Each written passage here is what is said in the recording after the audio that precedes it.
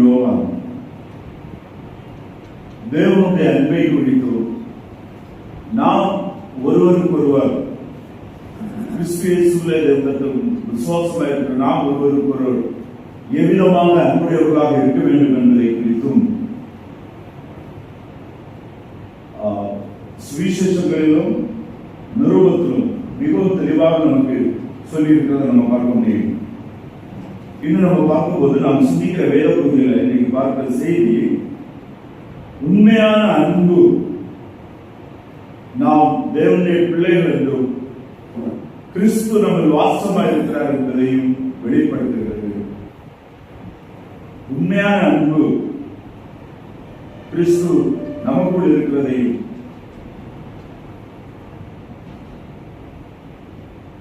நாம்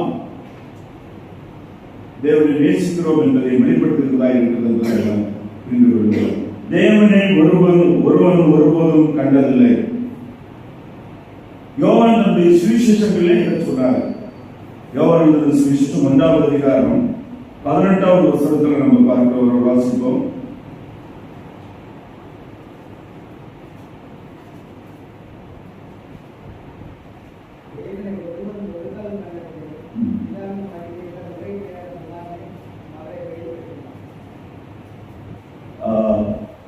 இங்க யோவான் நிருபத்தில் சொல்லும்போது தேவனை ஒருபோதும் கண்டதில்லை, நாம் ஒருவரிடத்தில் ஒருவர் அன்பு கூறுவதனால் தேவன் நமக்குள் நிலைத்திருக்கிறார், அவருடைய அன்பு நமக்குள் பூரணப்படும் என்று சொல்லுகிறாரு.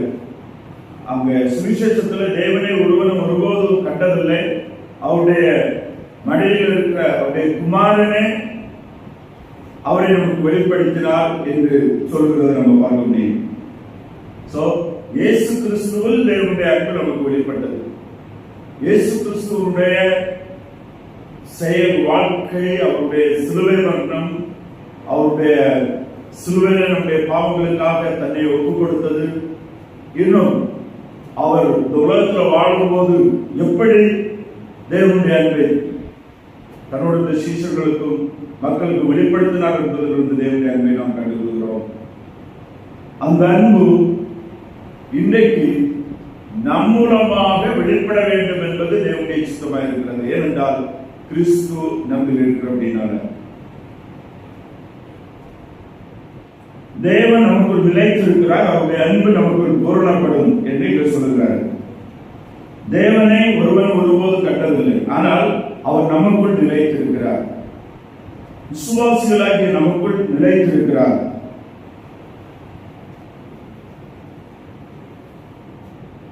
என்பது நாம்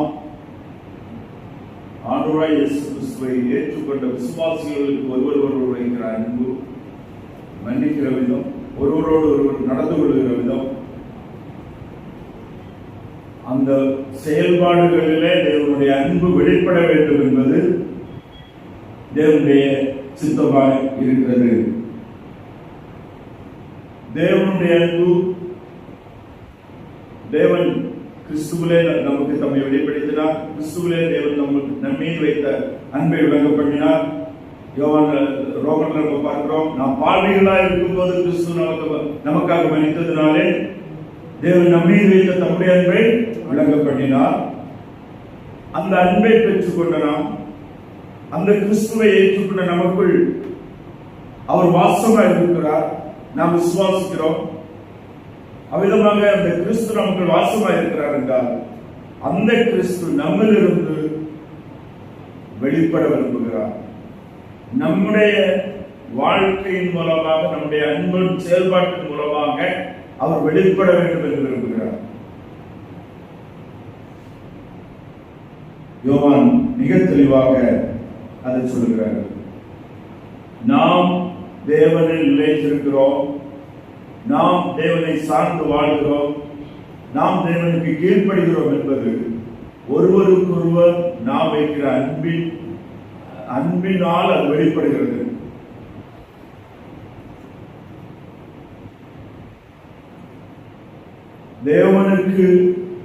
தேவனிடத்தில் அன்பு கொடுத்து செலுத்துவதும், தேவனுக்காக வாழ்வதும், தேவனுக்காக கொடுப்பதும், தேவனுக்கு பணிவிடை செய்வது எல்லாமே நாம் ஒருவருக்கொருவர் காட்டுகிற பணிவிடையிலும் அன்பிலும் ஒருவரை நேசிக்கிறதிலும் ஒருவருக்கொருவர் தாழ்மையாக நடந்து கொள்வதிலும் வெளிப்படுத்துகிறத நம்ம பார்க்க முடியும். வெளிப்படுகிறது என்பதை வேதம் நமக்கு சொல்கிறது. நம்முடைய அன்பு ஒருவருக்கொருவர் எப்படி இருக்குது? நம்ம சபை விசுவாசிகளோடு எத்தனை முறை நம்ம பேசுகிறோம்?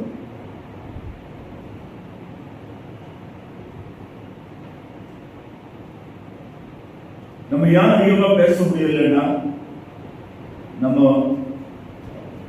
உடன் சகோதரர்களே, கிறிஸ்துவுக்குள் சகோதரர்களாக இருக்கிறவர்களை குறித்து கரிசனை, அவர்களை குறித்த அக்கறை எப்படிப்பட்டதாக இருக்கிறது என்பதை தான் காட்டுகிறது.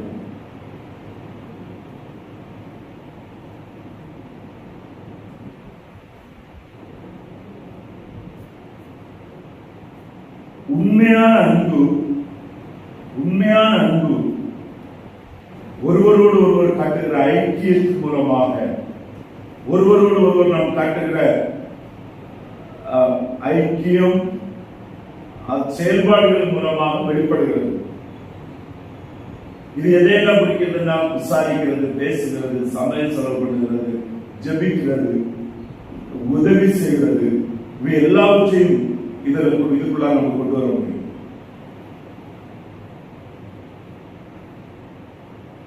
இன்றைக்கு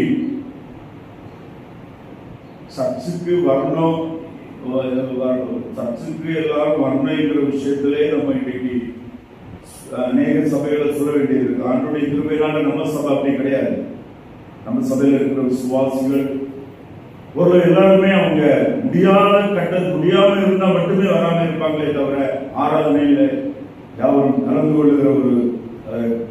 கொள்ளுகிறவர்களா இருக்கிறோம். அது மிகுந்த சந்தோஷமான காரியம்.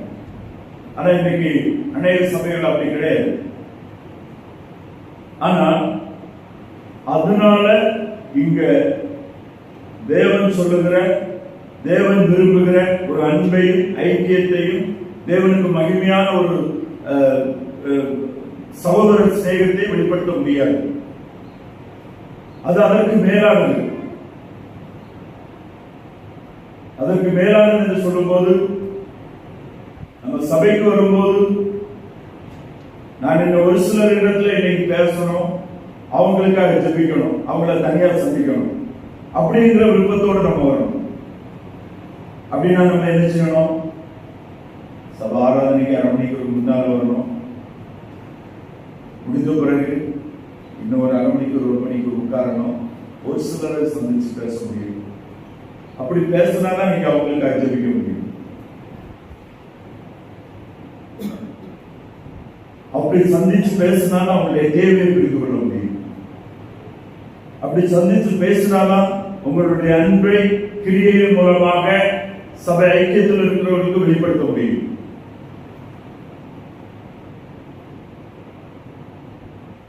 நம்முடைய சமயத்தையும் நம்முடைய பொருளையும் கிறிஸ்துவுக்காக, அவருடைய குடும்பமாகிய சபையில, சபை ஐக்கியத்தில செலவு பண்ண வேண்டும் என்கிறதான தேவ சித்தத்தை உணர்ந்து, அதற்காக நம்ம தீர்மானம் எடுத்து, அதற்காக ஜெபித்து, அதற்காக சமயம் கொடுத்து, அதற்காக என்ன செய்ய வேண்டும், என்ன செய்ய முடியும் என்பதை நாம் திட்டமிட்டு செயல்பட்டால் மாத்திரமே தேவனுடைய அன்பு நம்முடைய வாழ்க்கையின் மூலமாக அது வெளிப்படும். நம்மிலே வாசமாக இருக்கிற கிறிஸ்து நம்முடைய வாழ்க்கையிலிருந்து செயல்பட முடியும். தேவனை ஒருவன் ஒருபோது கண்டதில்லை. நாம் விசுவாசிக்கிறோம் கிறிஸ்து நமக்கு வாசமாக இருக்கிறார் என்று. ஆனா நம்மில் வாசமாக இருக்கிற கிறிஸ்துவை நம்முடைய உடன் விசுவாசி எப்படி கண்டு கொள்வாங்க? நம்முடைய வாசமாக இருக்கிற கிறிஸ்துவை நாம் வாழ்கிற சமூகத்தில் இருக்கிறவர்கள் எப்படி கண்டுகொள்வாங்க? நம்முடைய வாழ்க்கை செயல்களின் மூலமாக, அன்பான வாழ்க்கைகளின் மூலமாக, உபசரிப்பின் மூலமாக, அவருடைய தேவைகளை நாம் எப்படி நாம் கரிசனையோடு செயல்படுகிறோம் என்பதை குறித்ததில்லை. ஆண்டவராகிய இயேசு கிறிஸ்து தேவைகளோடும், பசியோடும், கஷ்டங்களோடும், வேதனையோடும் இருக்கிற அந்த ஜனங்களை பார்க்கும் போது அவர் மனதுருகி என்று பார்க்கிறோம். ஆங்கிலத்தில் அதில் பயன்படுத்துகிற வார்த்தை இஸ் மூவ்ட் வித் கம்பேஷன் என்று பார்க்கிறோம். Moved with compassion. அந்த தேவையோடு இருக்கிற மக்கள், கஷ்டப்படுகிற மக்களுக்கு நேராக கிறிஸ்து நடத்தப்படுகிறார்.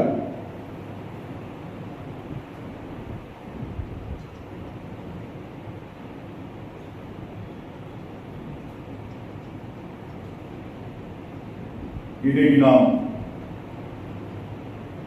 எப்படிப்பட்டவர்களாக இருக்கிறோம்?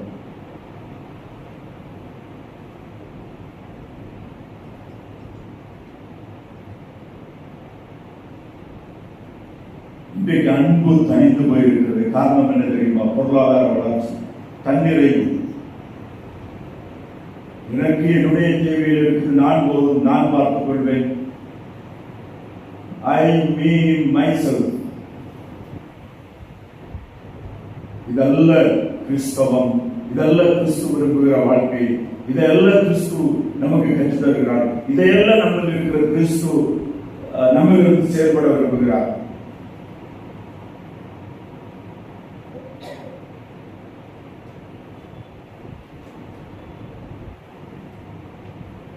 எங்களுடைய ஊர்ல ஒரு நபர் இருந்தார். அவர் இறந்து போனார். அவர் மதுபானம் நல்ல அருந்தக்கூடியவர். அவர் மதுபானம் அறிந்து நல்ல போதையர்னா விதமாக சொல்லுவார், என்ன ஒருவரும் ஒன்றும் செய்ய முடியாது. நீங்க எல்லாம் ஒரு தாய் பால் குடித்து வளர்ந்தவங்க, நான் 4 தாய்க்கு பால் குடித்து வளர்ந்தவங்க அப்படின்னு சொல்றார். அப்போது அவருடைய பின்னணி என்ன என்று விசாரித்தார். அவர் பிறந்த நாட்கள்ல அவர் பிறந்த உடனே தாய் இறந்து போனாங்க. அவர் இப்போது உயிரோடு இருந்தால் ஒரு 90ல இருந்து 100 வயசு இருக்கும். அப்படின்னா அவர் பிறந்தது 100 ஆண்டுகளுக்கு முன்பாக, 90 வருஷத்துக்கு முன்னால. அன்றைக்கு நம்முடைய காலம் எவ்வளவு பஞ்சமா இருந்தது என்பது நமக்கு தெரியும். அப்போ அவருக்கு பால் கொடுத்து வளர்ப்பதற்கு தாய் இல்லை. அந்த நாட்கள் அந்த ஊர்ல 4 தாய்மார்கள், பிள்ளை பெற்று பால் கொடுக்கிற தாய்மார்கள் இருந்தார்களாம். அந்த 4 பேரும் ஒவ்வொருவராக ஒவ்வொரு நேரம், காலையில் ஒரு தாய், மத்தியானம் ஒரு தாய், சாயங்காலம் ஒரு தாய், இப்படி அந்த சமயத்தை பகிர்ந்து கொண்டு 4 பேரும் அந்த பிள்ளைக்கு பால் கொடுத்து வளர்த்திருக்கிறாங்க. அப்படி அந்த பிள்ளை பாதுகாக்கப்பட்டிருக்கிறது. இதைத்தான் அவர் வளர்ந்த பிறகு அவரு தன்னுடைய விலக்கு சொல்லும் போது அவர் அப்படி சொல்லுவார், இது உண்மை. அன்னைக்கு அந்த அன்பு இருந்தது.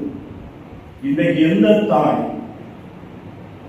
தன்னுடைய குழந்தைக்குரிய பால் இல்லாமல் இருக்கிற இனியொரு குழந்தைக்கு பால் ஊட்டி வளர்க்க கூடிய விதத்துல அப்படிப்பட்ட ஒரு காரியம் இன்றைக்கு எந்த நம்முடைய சமூகத்தில் இருக்கிறது? அன்பு தனிந்து போவதற்கு காரணம், நான் எனக்கு போதும் என்று நினைக்கிறோம், எனக்கு எல்லாம் தெரியும் என்று நினைக்கிறோம், நான் சரி என்று நினைக்கிறோம். இப்படிப்பட்ட எண்ணங்கள் தவறானது. இப்படிப்பட்ட எண்ணங்கள் நம்மில் இருக்கிற கிறிஸ்துவையும் கிறிஸ்துவனுடைய அன்பையும் மற்றவர்களுக்கு எடுத்து செல்ல முடியாது.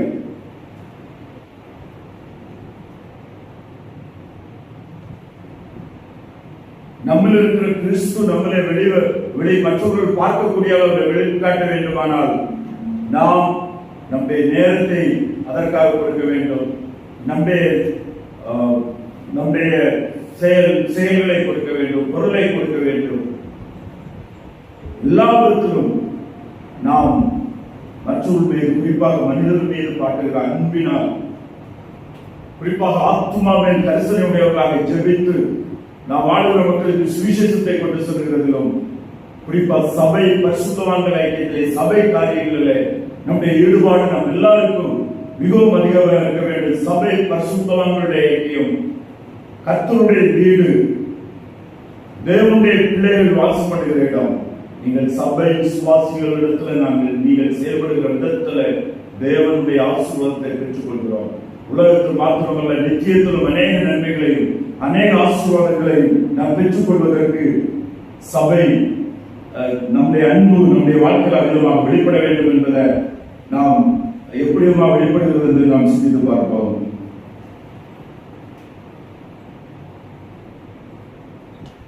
பதிமூன்றாவது வசனத்தில் பார்க்கும்போது அவர் தம்முடைய ஆவியை நமக்கு தந்ததினாலே நாம் அவரிலும் அவர் நம்மிலும் நிலைத்திருக்கிறதை அறிந்திருக்கிறோம். அவர் தம்முடைய ஆவியில் நமக்கு தந்ததினாலே நாம் அவரிலும் அவர் நம்மிலும் நிலைத்திருக்கிறதை அறிந்திருக்கிறோம்.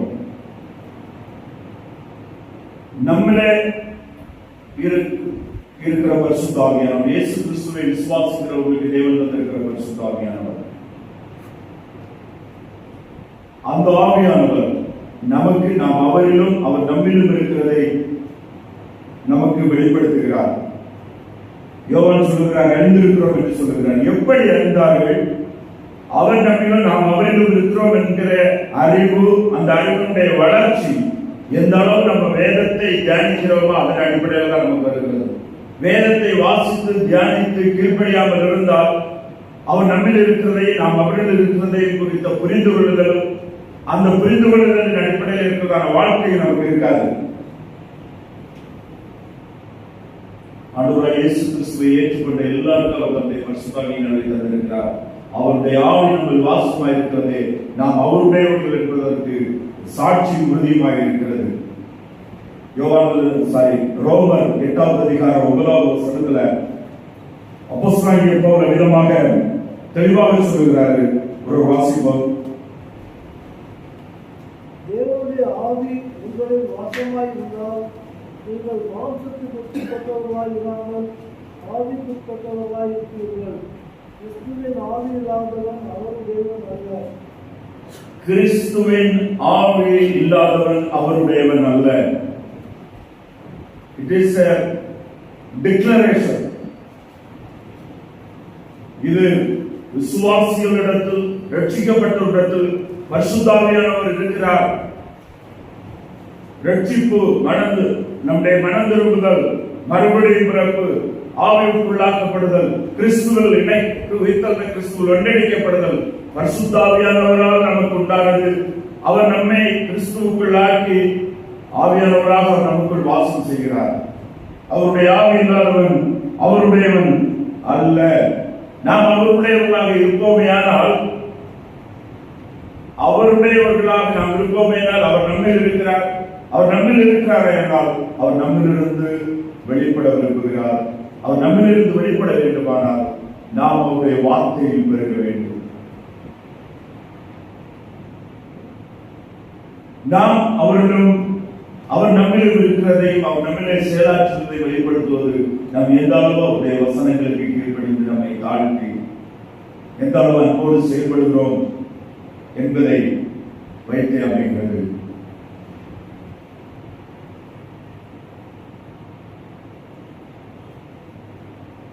யோவான் 3வது அதிகாரம் 18 22 வசனங்களை வாசிக்கிறோம்.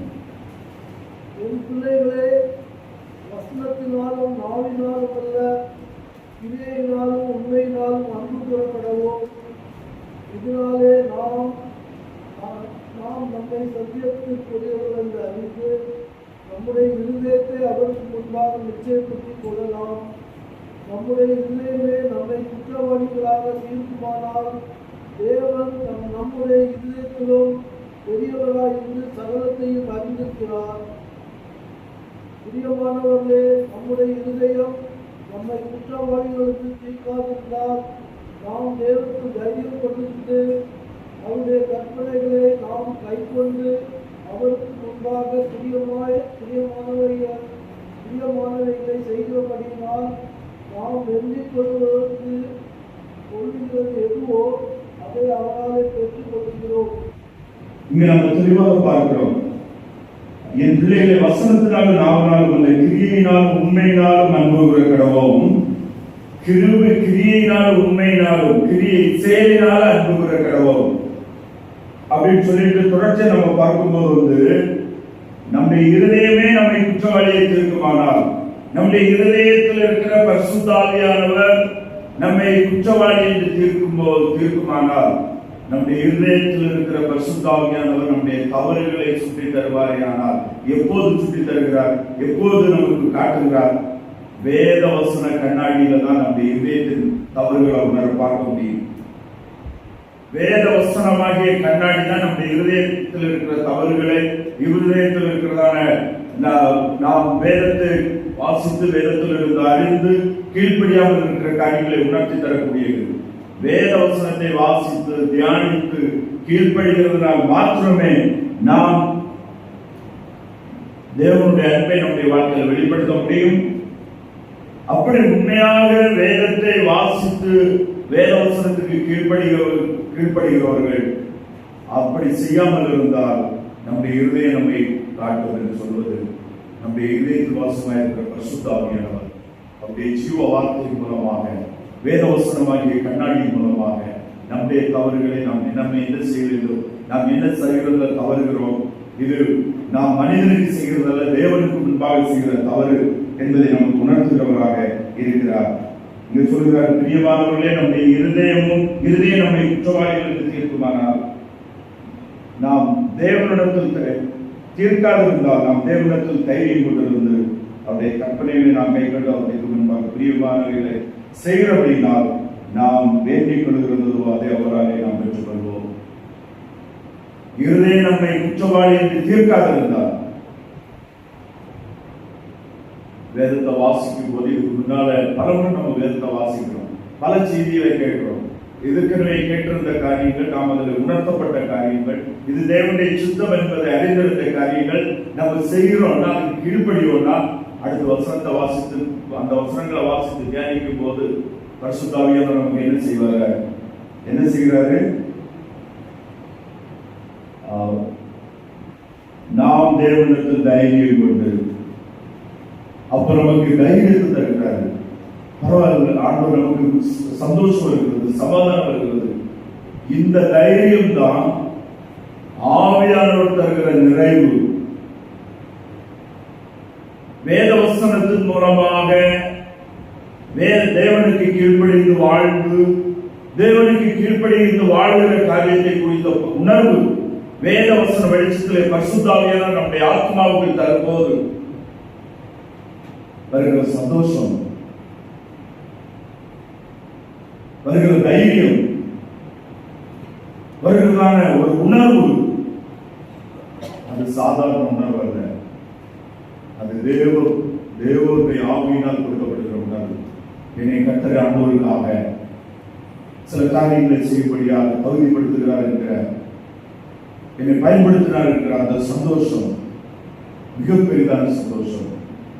அவ்விதமாகவே கிறிஸ்து நம்முடைய வாழ்க்கையின் மூலமாக வெளிப்படும் என்பதை நம்ம பார்க்க முடியும். இவ்விதமாகவே ஒரு விசுவாசியுடைய வாழ்க்கையை கனிவுள்ள வாழ்க்கையாக, கனி கொடுக்கிற வாழ்க்கையாக தேவன் தம்முடைய ஆவியினால் மாற்றுகிறார் என்பதை பார்க்கிறோம்.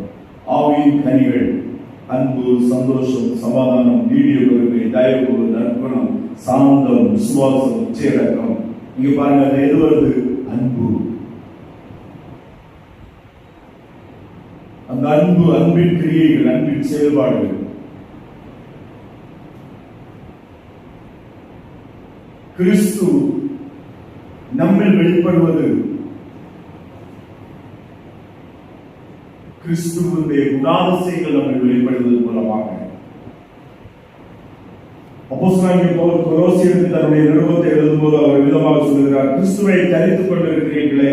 கொலோசியர் 3வது அதிகாரம் 12வது வசனத்தை ஒரு வாசிப்போம். ஆகையால் நீங்கள் தேவனால் தெரிந்து கொள்ளப்பட்ட பரிசுத்தரும் பிரியருமாய் 3:10 தன்னை சிருஷ்டித்தவருடைய சாயலுக்கொப்பாய் பூர்ண அறிவடையும்படி புதிதாக்கப்பட்ட புதிய மனுஷனை தரித்துக் கொண்டிருக்கிறீர்களே. புதிதாக்கப்பட்ட புதிய மனுஷனை தரித்துக் கொண்டிருக்கிறீர்களே.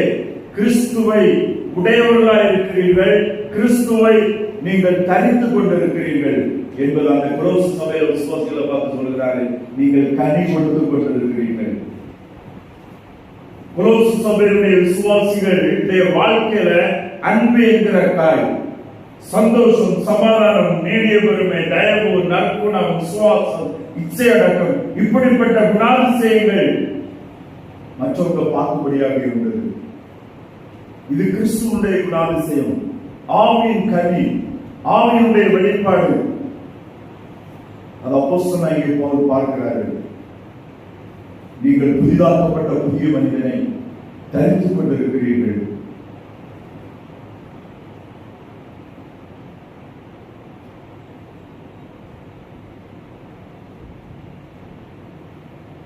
சபையில 10 வருஷத்துக்கு மேல அங்கத்தினராக இருக்கிறவர்கள், 10 வருஷத்துக்கு மேல விசுவாசியாக இருக்கிறவர்கள், நான் ஒரு சிலரை கிறிஸ்துவுக்குள் நடத்தினேன், என் மூலமாக இவர்கள் ரட்சிக்கப்பட்டார்கள், ஆண்டவராகிய இயேசு கிறிஸ்துவை சுதந்திரராக ஏற்றுக்கொண்டார்கள். என்னுடைய வாழ்க்கை இவருடைய வாழ்க்கையில் இப்படிப்பட்ட தாக்கங்களை ஏற்படுத்தினது, மாற்றங்களை ஏற்படுத்தினது. இவருடைய வாழ்க்கையில இப்படிப்பட்ட பாவத்திலிருந்து விடுதலை பண்ணுவதற்கு கர்த்தர் என்னை பயன்படுத்தினாரு. இவருடைய வாழ்க்கையில இப்படிப்பட்ட ஒரு விஷயங்கள் உதவியா இருக்கும்படி கர்த்தர் என்னை பயன்படுத்தினார் என்கிற சாட்சி ஆவி நிறைவுல கர்த்தருக்கு முன்பாக இல்லை என்றால் நம்முடைய விசுவாச வாழ்க்கை நிச்சயமாக கேள்விக்குறி. மனிதன் அங்கீகரிக்கிறதல்ல, மனிதன் பார்க்கிறதல்ல, பரிசுத்தாவியானவருடைய உணர்வினால் ஆவியில் நிரப்பப்படும் போது ஆண்டவருக்கு முன்பாக நமக்கு ஒரு தைரியம், நம்பிக்கை, ஒரு நிச்சயம், ஒரு சந்தோஷம், ஒரு சமாதானம் நமக்கு வறுமையானால் அது மிகுந்த அந்த சந்தோஷம் மிகப்பெரிய சந்தோஷம். அது மிகப்பெரிய சந்தோஷம்.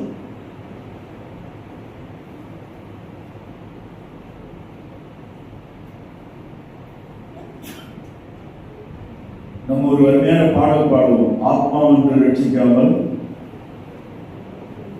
வெட்கத்தோடைய ஆண்டவா, வெறுங்கையோட உண்மை கண்டுகொள்ளல் ஆகுமா அப்படிங்கிற ஒரு பாடல் பாடுவோம். அது எழுதுறவருடைய பேர் எனக்கு இப்ப ஞாபகம் இல்லை, அந்த பின்னணி எனக்கு ஞாபகம் இருக்குது. பேர் யாருக்காவது தெரியுமா? ஓகே. அதை எழுதினவர் வந்து ஒரு நாஸ்திகர், ஒரு கல்விமான், நாங்கள் கடவுள் இல்லை என்ற நம்பிக்கை உடையவர். அவருடைய கடைசி தருணத்துல மரணப்படுக்கையில் இருக்கும் போது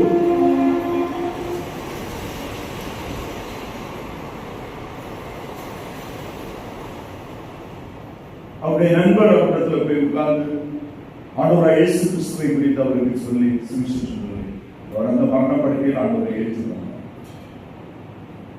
அவர் ஆண்டவரை ஏற்றுக்கொண்டு கடைசி நாட்கள் மரணப்படுக்கையில் இருக்கும் போது அவர் அந்த நாட்களில் திருப்பி அந்த நண்பர் மூலமாக கிறிஸ்துவை குறித்து அறிந்து கிறிஸ்துக்குள்ளார் ரொம்ப சந்தோஷப்பட்டு நம்முடைய ஆத்மா மீட்கப்பட்டதை குறித்து, நம்முடைய பாவங்கள் மன்னிக்கப்பட்டதை குறித்து, நான் மரித்தால் பரலோகத்தில் போவேன், கிறிஸ்துவிடத்தில் வாழ்வேன், தேவனை சந்திப்பேன் என்ற அந்த நிச்சயத்தை அவர் பெற்றுக்கொண்ட பின்பு இனி இந்த உலகத்தில் எனக்கு வாழ நாட்கள் இல்லை, இனி நான் ஒருவருக்கு சுவிசேஷம் அறிவிக்க முடியாது, என்னுடைய உலகத்தில் உள்ள நாட்கள் முடிந்து போனது, என்னுடைய வாழ்க்கையினுடைய கடைசி தருணத்தில் நான் இருக்கிறேன் என்பதை உணர்ந்த போது கண்ணீரோடு வருத்தத்தோடு அவர் எழுதின பாடல் தான் அது. ஆத்மா ஒன்றும் ரட்சிக்காமல் வெட்கத்தோடு ஆண்டவா, வெறுங்கையனோடு உண்மை கண்டுகொள்ள ஆகுமா அப்படின்னு ரொம்ப வேதனையோடு அவர் பாடினார். அந்த பாட்டை எழுதினார். அந்த பாடல் ஒரு பெரிய ஆவிக்குரிய தாக்கத்தையும் அவருடைய சாட்சி பெரிய எழுப்புதலை உண்டாச்சு. ஒருவேளை அவருடைய மரணத்துக்கு பின்பு அவருடைய அந்த கடைசி நேரம் அவருடைய சாட்சி அநேகருக்கு சூழலை கொண்டு வந்திருக்கும். தேவன் அற்புதமானவர். தேவனுடைய செயல்கள் நம்முடைய புத்திக்கு கண்களுக்கு எட்டாதது. மறைத்தவர்களும் பேசிக் கொண்டிருக்கிறார்கள். கிறிஸ்து பேசுகிறார், மரித்து உயிர்த்தெழுந்த கிறிஸ்து. ஆனால் கிறிஸ்துவுக்காக வாழ்ந்து மரித்த அநேகருடைய வாழ்க்கை பேசிக் கொண்டிருக்கிறது. ஆனால் நம்முடைய வாழ்க்கை பேசுதா? பேச ஆரம்பிச்சிருக்கா? நம்முடைய வாழ்க்கை நாம் எத்தனை பேர் கிறிஸ்துவுக்குள்ளாக கொண்டு வந்திருக்கிறோம்? எத்தனை பேர் நம்மளமாக கிறிஸ்துவை சொந்த ரட்சகராக ஏற்றுக் கொண்டிருக்கிறாங்க? கிறிஸ்துவை ரட்சகராக ஏற்றுக்கொண்டவர்கள் நம் மூலமாக ஆவிக்குரிய சரீர நன்மைகளை எவ்விதமாக பெற்றுக் கொண்டிருக்கிறாங்க?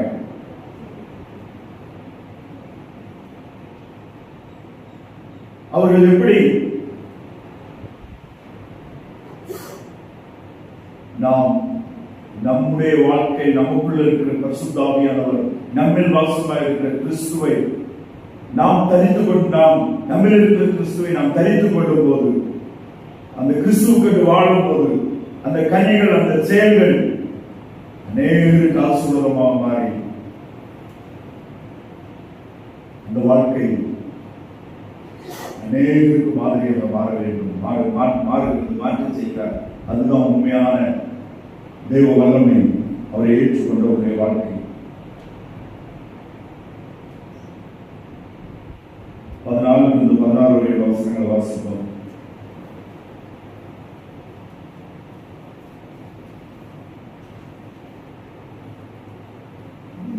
அது 4-16 வாசிப்போம். வண்டியோட 4.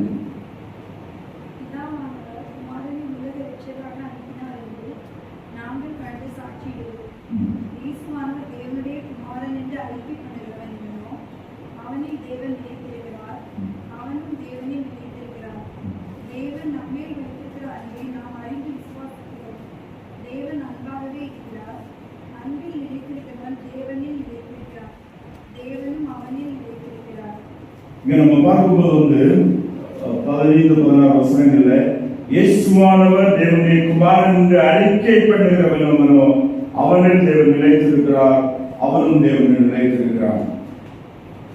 இயேசுவானவர் தேவனுடைய குமாரன், அவர் தேவனானவர், அவர் நம்முடைய இரட்சகரும் ஆண்டவருமானவர் என்று தன்னுடைய மீட்பையும் இரட்சிப்பை அறிக்கை பண்ணுகிறவன், மற்றவர்களுக்கு அறிவிக்கிறவன், அவனில்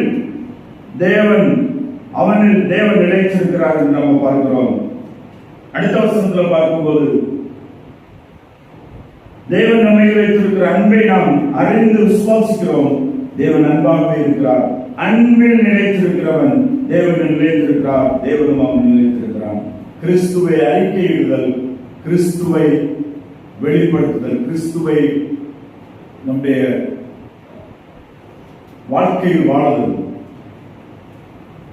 கிறிஸ்துவாய் வாழ்தல், கிறிஸ்துவை தரித்துக் கொண்டு வாழ்தல், கிறிஸ்துவின் உண்மையின்படி வாழ்தல், கிறிஸ்துவின் வார்த்தைகளை கீழ்ப்படிந்து வாழ்தல், கிறிஸ்துவின் மெய்யான அன்பு நிலைத்திருக்கிறவன் தேவனில் நிலைத்திருக்கிறான், அவனும் தேவனும் அவனில் நிலைத்திருக்கிறார்.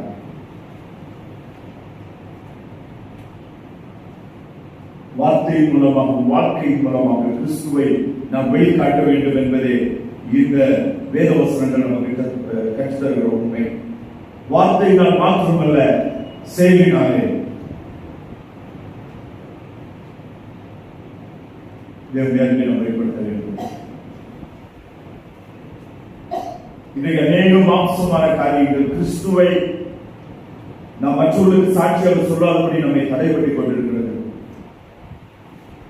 ஏனென்றால் அதை நம்ம ஆண்டவரை குறித்து சொன்னா அவங்க தப்பா நினைப்பாங்க, அது வெட்கம், இப்படி நிறைய விஷயங்கள் நம்மை தடைபட்டுக் கொண்டிருக்கிறது.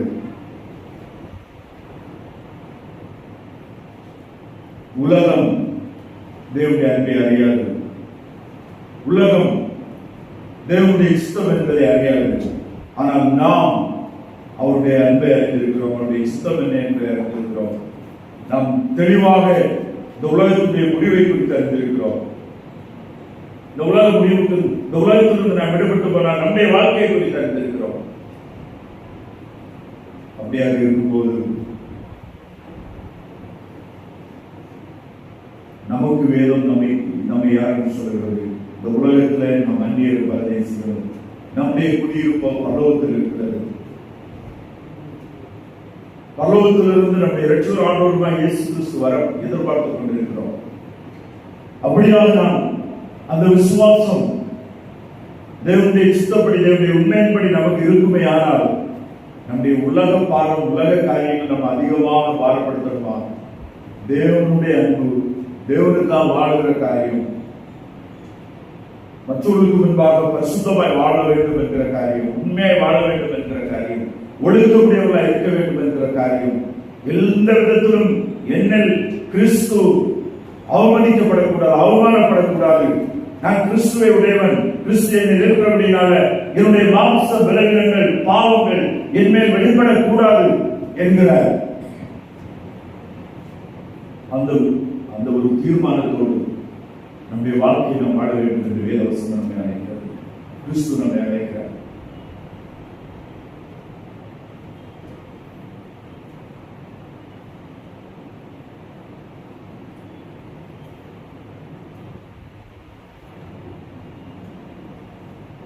இன்னைக்கு நீங்க வீட்டுல போய் உட்கார்ந்துட்டு ஜெபம் பண்ணதுக்கு கொடுக்கிற நேரத்தில் ஒரு 10 நிமிஷம் ஒரு பேப்பரை எடுத்து வச்சு, ரட்சிக்கப்பட்ட பின்புடைய வாழ்க்கை கர்த்தருக்காக என்ன என்று ஒரு பேப்பர்ல எல்லாம் எழுதுங்க.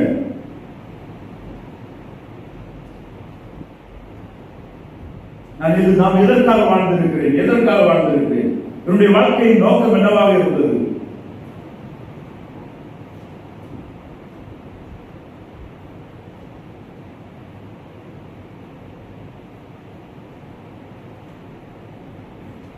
எழுதுங்க, ரீகலெக்ட் பண்ணுங்க, யோசித்து பாருங்க.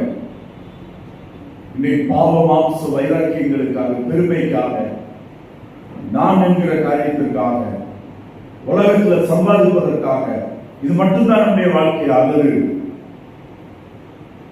நித்தியத்திற்காக நாம் எதை செய்து கொண்டிருக்கிறோம்? கிறிஸ்துவுக்காக நாம் எதை செய்து கொண்டிருக்கிறோம்? நம்ம வாசமா இருக்கிற கிறிஸ்துவனுடைய அன்பு நம்மை வெளிப்படுவதற்காக எதை செய்து கொண்டிருக்கிறோம்?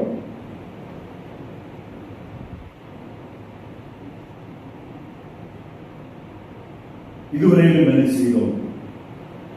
இல்லைன்னா இன்னையிலிருந்து நம்ம செய்ய ஆரம்பிக்கும். ஆண்டவரே, நான் ஒரு சிலரை கிறிஸ்துவுக்குள் நடத்த வேண்டும், நடத்த விரும்புகிறேன். அதற்காக எனக்கு ஞானத்தை தரும் ஆண்டவரே என்று ஜெபித்து அந்த ஜெபத்தோடு வேதத்தை வாசிங்க. மிக தெளிவாக பரிசுத்தாவியானவர் ஒரு சுவிசேஷத்தை எப்படி சொல்ல வேண்டும் என்று கேட்கிறார். ஆண்டவரே, நான் எப்படி என்னென்ன விஷயங்கள் நான் என்னுடைய சகோதரனை மன்னிக்க முடியாமல் இருக்கிறது? சகோதரனை என்பது சபையில் இருக்கிற நபர்களை, மற்றவர்களை. ஆண்டவரே, நான் அதை எப்படி செய்வது என்று சொல்லலாம். சபையில் என்னால் செயல்பட முடியாமல் இருக்கு.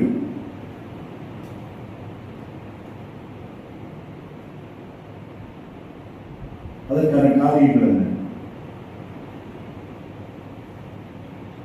நம்முடைய காரியங்களாக இருந்தால் நாம் தேவரோடு கூட ஒப்புரவாக வேண்டும். ஒருவேளை ஒரு சிலருடைய செயலாக இருந்தால் அன்போடு அவரிடத்தில் பேச வேண்டும், சரி செய்து கொள்ள வேண்டும். கர்த்தருடைய வீடு, ஆண்டோர் பார்க்கிற இடம், கர்த்தர் நாம் ஆராதிக்கவும் நாம் சபையால் செயல்படுகிற கூடி வருகிற காரியம் என்பது, சபை என்பது தேவனுடைய ஆராதனை தீர்மானத்திற்கு திட்டத்துப்படியானது. விசுவாசிகளாக இன்றைக்கு நாம் 2 பேர் 3 பேர் நாமத்தினால் எங்கே கூடினால் அங்கே இருப்பேன் என்று சொன்னவர், இன்றைக்கு நாம் சபையாக இவ்வளவு பெரிய கூட்டமாக, பரிசுத்தவான்களாக, அவருடைய பிள்ளைகளாக நாம் கூடி வருகிறோம் என்றால் இந்த ஸ்தல சபையை குறித்து தேவனுடைய நோக்கமும் திட்டமும் எவ்வளவு பெரிது என்பதை அறிந்து அதிலே நானும் ஒரு அங்கமாக, அதிலும் என்னை நினைத்திருக்கும் போது நான் எப்படி செயல்பட வேண்டும், எப்படி ஆசீர்வாதமாக இருக்க வேண்டும், எப்படி நான் பிரயோஜனமாக இருக்க வேண்டும், எப்படி என்னுடைய சமயம் ஸ்தல சபைக்கு ஸ்தல சபைக்காக செலவு பண்ணப்பட வேண்டும், என்னுடைய பொருளாதாரம் செலவு பண்ணப்பட வேண்டும், என்னுடைய உழைப்பு செயல்பட வேண்டும் என்றால் இது தேவனுடைய காரியம், மனுஷனுடைய காரியம் அல்ல. நம்முடைய செயல்களின் மூலமாக கிறிஸ்து நம்மிலே வெளிப்பட வேண்டும் என்பது தேவனுடைய சித்தமாக இருக்கிறது. என்ற உணர்வோடு, என்ற விசுவாசத்தோடு, என்ற தெளிவோடு நாம் கர்த்தருக்கு வாழ்வோம். தேவனுடைய அன்பு. யோவான் சுவிசேஷம் 13வது அதிகாரம் 3 33 35 வரை உள்ள வசனங்களை ஒரு வாசிப்போம். யோவான் சுவிசேஷம் 13வது அதிகாரம் 33 35 வரை உள்ள வசனங்கள். தேவன் அவரை மகிமைப்படுத்தினார். தேவன் அவரை தம்மை மகிமைப்படுத்துவார். சீக்கிரமாய் அவரை மகிமைப்படுத்துவார். பிள்ளைகளே, இன்னும் கொஞ்சம் காலம் நான் உங்களுடனே கூட இருப்பேன். நீங்கள் என்னை தேடுவீர்கள். ஆனாலும் நான் போகிற இடத்துக்கு நீங்கள் வரக்கூடாது என்று நான் யூதரோடே சொன்னது போல இப்பொழுது உங்களோடும் சொல்கிறேன். நீங்கள் ஒருவரிலொருவர் அன்பாகிறீர்கள். நான் உங்களில் அன்பாய் இருந்தது போல நீங்களும் ஒருவரிலொருவர் அன்பாய் இருந்திருக்கிற புதிதான கட்டளையை உங்களுக்கு கொடுக்கிறேன். நீங்கள் ஒருவரிலொருவர் அன்புள்ளவர்களாய் இருந்தால் அதனால் நீங்கள் என்னுடைய சீஷர்கள் என்று எல்லாரும் அறிந்து கொள்வார்கள் என்றார். பாருங்க, ஆண்டவராகிய இயேசு கிறிஸ்து தன்னுடைய சீஷர்களோடு சொன்னார். இன்றைக்கு நாமும் கிறிஸ்துவை ஏற்றுக்கொண்ட அவருடைய சீஷர்களாக அவரை பின்பற்றுகிற நமக்கு சொல்லுகிறது, நீங்கள் ஒருவருடைய அன்பாக இருந்தால் இருங்கள், நான் உங்களில் அன்பாக இருக்கிறது போல நீங்கள் ஒருவருடைய அன்பாக இருங்கள் என்கிற புதிதான கட்டளை உங்களுக்கு கொடுக்கிறேன். யோவான் 13வது அதிகாரம் 17வது வசனத்தில் இருந்தமாக வாசிக்கிறோம். நீங்கள் இவைகளை அறிந்திருக்கிறபடினால் இவைகளை செய்வீர்களானால் பாக்கியவான்களாய் இருப்பீர்கள். If you do it, you will be a blessed person. ஆண்டவர் கிறிஸ்துவுடைய வார்த்தைகளை அறிந்திருக்கிற நாம் அதன்படி செய்வோமேயானால் பாக்கியவான்கள், ஆசீர்வதிக்கப்பட்டவர்கள், நித்திய ஆசீர்வாதத்திற்கு சொந்தக்காரர்கள், உன்னதமான பாக்கியங்களுக்கு சொந்தக்காரர்கள்.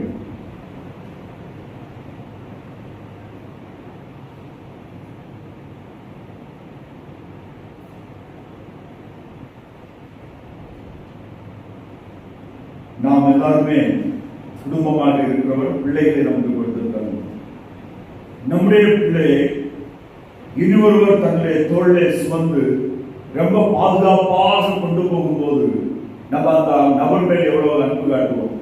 நம்முடைய பிள்ளைகளை அரவணைத்து தோளில் சுமந்து நேசிக்கிற ஒரு நபரை, அந்த நபரின் மீது நம்முடைய அன்பு இருக்கும். தேவன் தம்முடைய குமாரனை நமக்கு கொடுத்திருக்கிறார்.